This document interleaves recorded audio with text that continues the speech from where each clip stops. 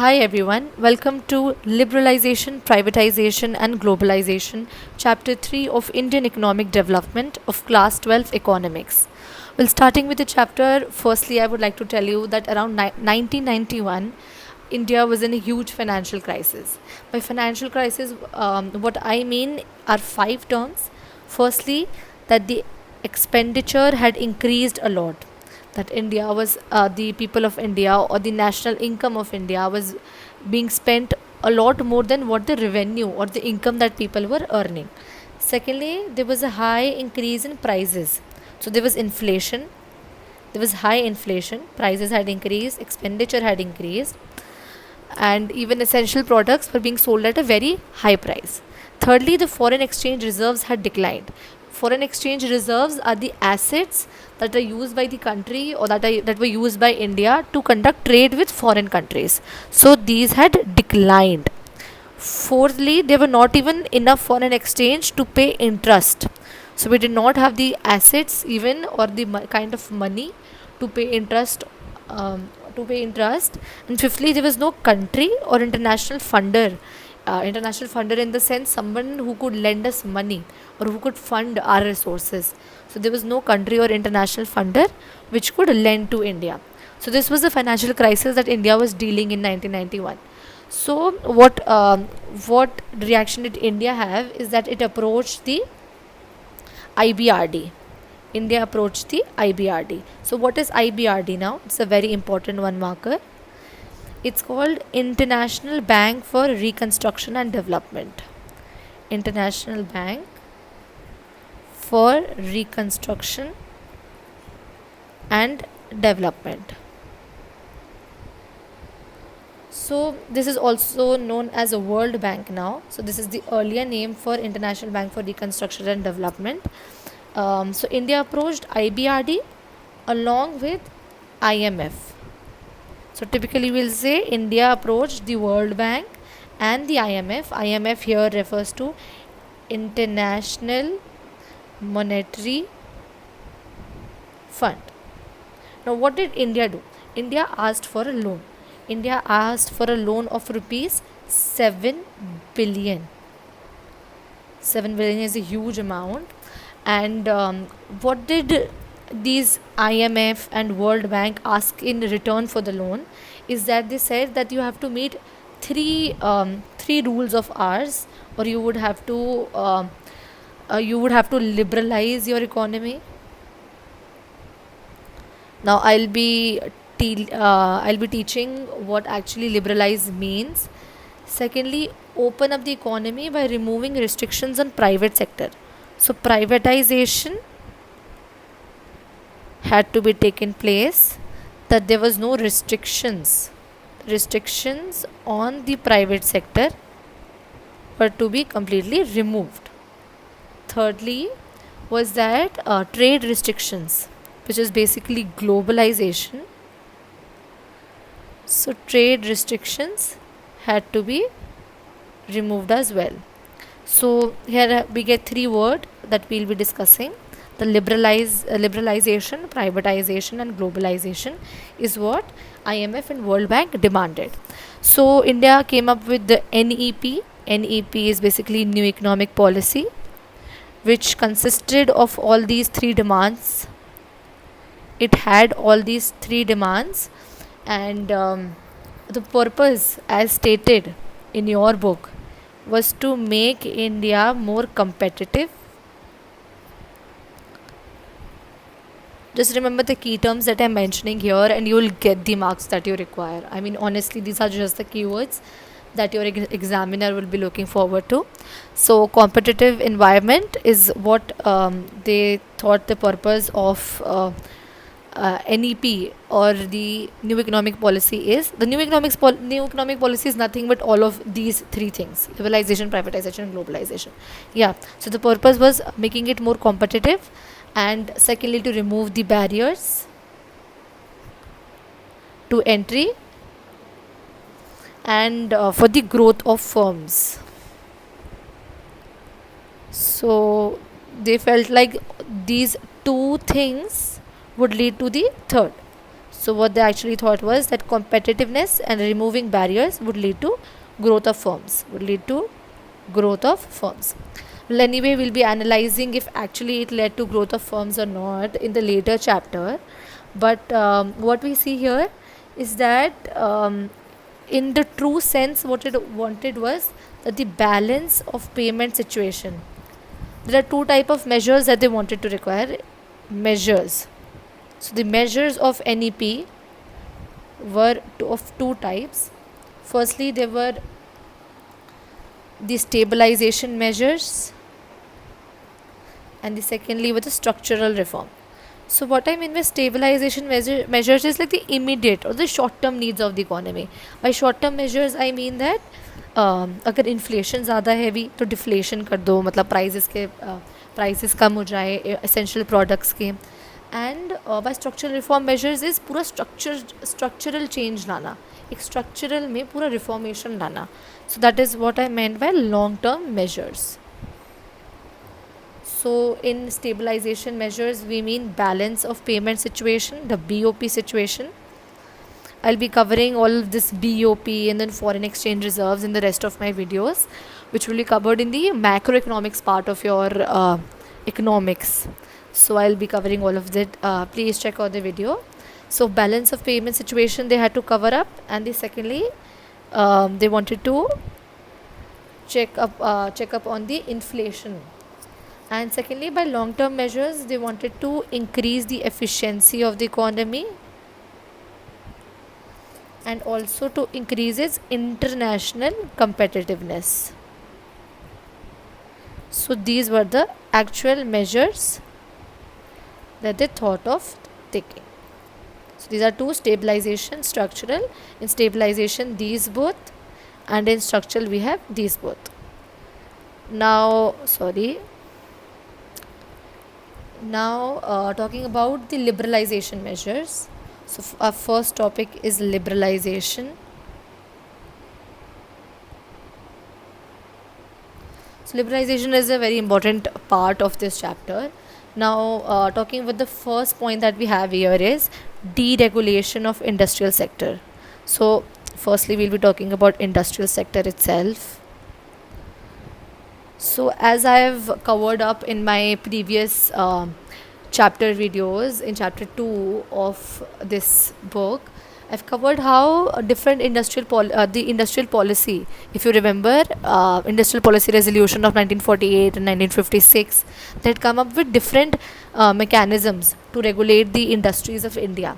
So now in this NEP, which is the new economic policy, we have decided to remove all those policy resolutions that we have taken. So what all we plan to remove was, firstly, that industrial licensing was abolished.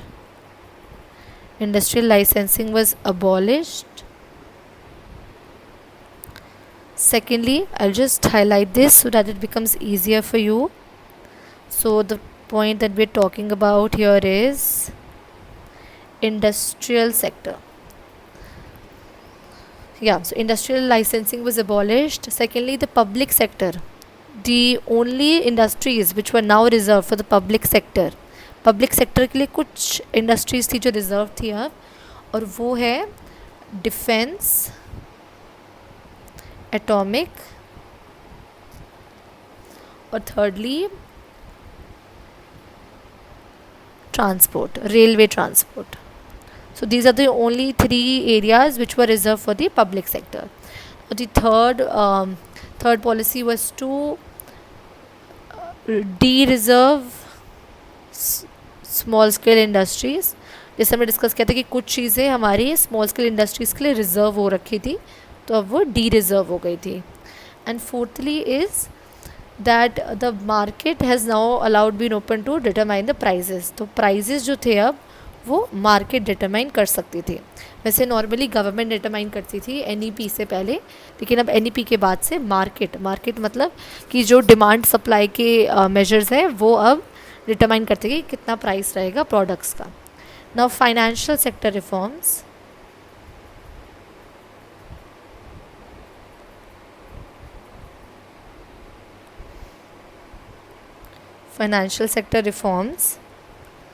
इसमें ये है कि first of all आपको इसमें ये याद रखना है कि फाइनेंशियल सेक्टर का मतलब क्या है. तो financial sector consist of 4 areas which are commercial banks, investment banks,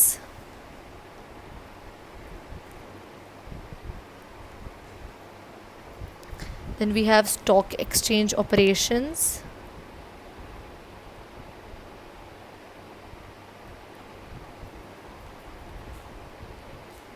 and fourthly we have a foreign exchange market.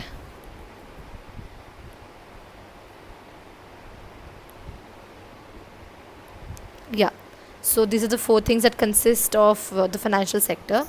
So first of all क्या क्या हमारे फाइनेंशियल सेक्टर में रिफॉर्म्स आए was firstly to make RBI from a regulator to facilitator. तो RBI पहले regulator हुआ करता था, फिर उसे फैसिलिटेटर बना दिया गया. इट मीन्स जो RBI की पावर्स थी वो पहले बहुत ज़्यादा थी और अब वो कम कर दी गई थी. Secondly, establishment of private sector banks हुए. प्राइवेट सेक्टर बैंक्स को इस्टेब्लिश किया गया. बैंक्स इस्टेब्लिश्ड जो कि इंडियन और फॉरेन दोनों थे, इंडियन भी थे और फॉरेन भी थे. Thirdly is that investment limit जो थी, इन्वेस्टमेंट लिमिट बढ़ा दी गई थी 50% तक. फोर्थली हमारी जो RBI है, जैसे हमने पहले बात करी है कि RBI से अब आपको फ्रीडम मिल गई थी. तो आप फ्रीडम मिल गई थी टू आप खुद के ब्रांचेस अगर आपको बढ़ाने हैं. पहले आपको याद हो तो हमें लाइसेंसेस लेने पड़ते थे, इंडस्ट्रियल लाइसेंसिंग होती थी, हमें कभी अपना ब्रांच बढ़ाना होता था आपको लाइसेंस लेना पड़ता था. But now there was no need to take approval of RBI. Approval of RBI was not required to open up new branches and networks. Fifthly, we have that the some managerial aspects रह गए थे RBI के पास. ऐसा भी नहीं है कि बिल्कुल RBI की पावर्स ले ली हो. Some managerial aspects were still with RBI. And sixth is that the foreign institutional investors, the FIIs, I might say. So FIIs actually mean foreign institutional investors such as merchant bankers. This is also a very important one marker. Merchant bankers, mutual funds and pension funds. Mutual funds and pension funds are now allowed to invest in Indian financial markets. तो अब इन सबको allow कर दिया था कि वो Indian markets में invest कर सकते हैं. So now our economy was open to foreign investment. Thirdly, we have tax reforms. Tax reforms ज़्यादा नहीं थे. It's a very easy part. Tax reforms में बस यही था कि एक तो हमारे 2 टाइप ऑफ टैक्सेस होते हैं, they are direct and indirect. So direct are the ones की जो टैक्सेस उन सब पे लगते हैं इनकम एंड प्रॉपर्टी पे. Like we have corporate tax, income and property पे लगते हैं. Like we have corporate tax, we have income tax. And indirect होते हैं जो कि गुड्स एंड सर्विसेज पे लगते हैं. So we have GST and we had VAT and sales and everything. So this is all indirect. तो direct taxes आपकी book में दिया भी हुआ है, डेफिनेशन भी. आई सजेस्ट कि आप बुक से रेफ़र करके प्रॉपर डेफिनेशन याद कर लीजिए.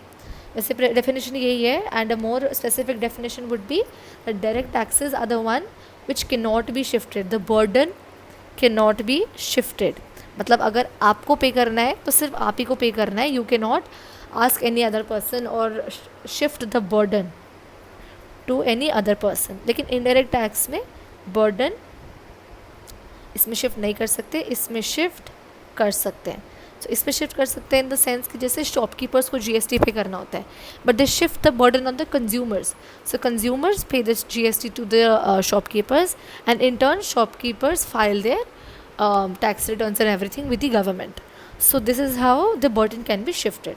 So these are 2 type of taxes. तो ज़्यादा चेंजेस यही आए थे कि जिसका कॉरपोरेशन टैक्स जो मैंने बात करी थी अभी, कॉरपोरेशन टैक्स जो प्रॉपर्टी पे लगता है, वो पहले बहुत ज़्यादा था, उसको कम कर दिया गया, it was lowered down.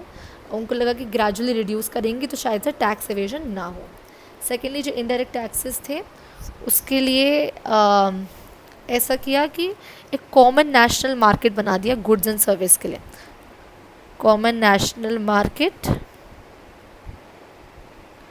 For goods and services. So यही था, दिस इज़ डायरेक्ट टैक्स के एरिया में कॉरपोरेशन टैक्स किया था, इनडायरेक्ट टैक्स के एरिया में common national market for goods and services बना दिया था। But also the third one was that the tax वो भरने का पूरा प्रोसेस सिंप्लीफाई कर दिया था। So simplification of taxation process, उनको लगा कि इससे हमारी बहुत सारे पर्पसेस बीट होंगे।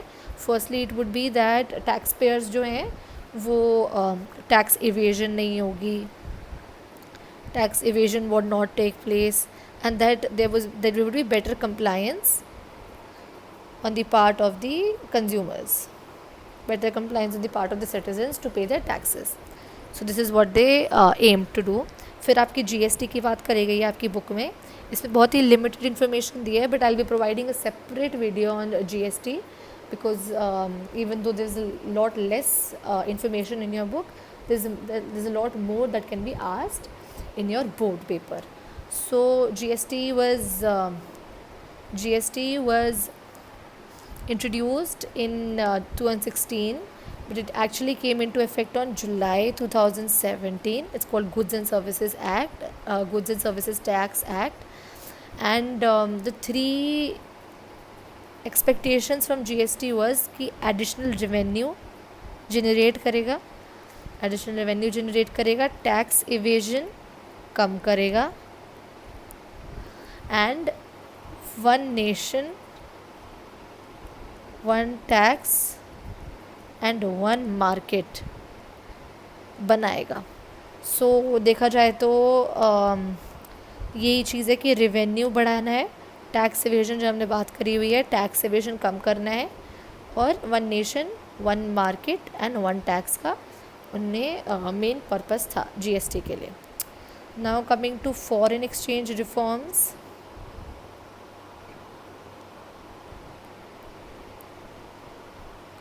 Now foreign exchange reforms, so foreign exchange reforms में मेन यही रहेगा कि इसमें जो मेन तो इसमें यही हुआ था कि जो रूपी है वो डीवैल्यू कर दिया गया था। By devaluation of rupee we mean that the rupee in contrast with the value of dollar or with the value of any other foreign currency had declined। कि अगर हम पहले $1 में 6 रुपये अगर मिलते थे तो फिर $1 में 7 रुपीज़ मिलने लग गए थे। So this is how the value of रूपी decreases, that is why it is called devaluation of rupees. Secondly यही हुआ था कि जो रूपी की वैल्यू जो होती है it was open to be determined by the market forces of demand and supply. So rupee की value determined by market forces of demand and supply.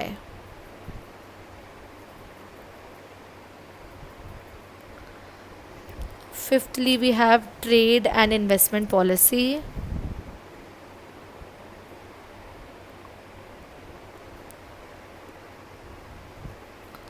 So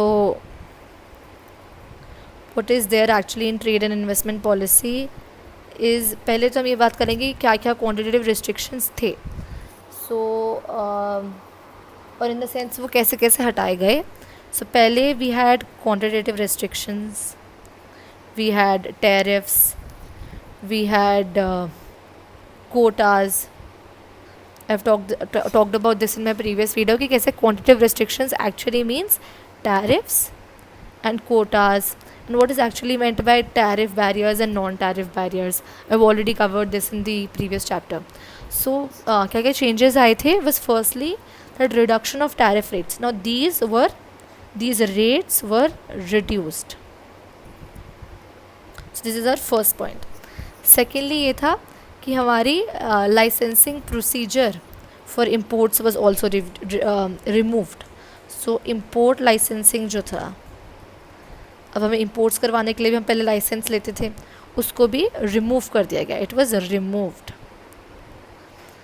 And thirdly was that the quantitative restrictions that we have talked about here were also removed. So this is our third point. So the three changes that came in the trade and investment policy is that the quantitative restrictions were removed, tariffs rate were reduced, and the import licensing was also removed. So these are all the points for liberalization. I'll be discussing the rest of the chapter in the part 2 of this part 2 of my chapter 3 videos. So stay tuned, and if there's any feedback, or in the sense that if you want me to explain any topic in detail, I'm always open to your recommendations. And thank you for watching this video. Please like, comment, share it as much as you can with your classmates, with your friends, so that they can also avail the opportunity of being educated properly, and in the sense that बिल्कुल NCERT के हिसाब से मैं पढ़ा रही हूँ. So it will be really helpful to you when it comes to boards, and subscribe for sure. Thank you so much.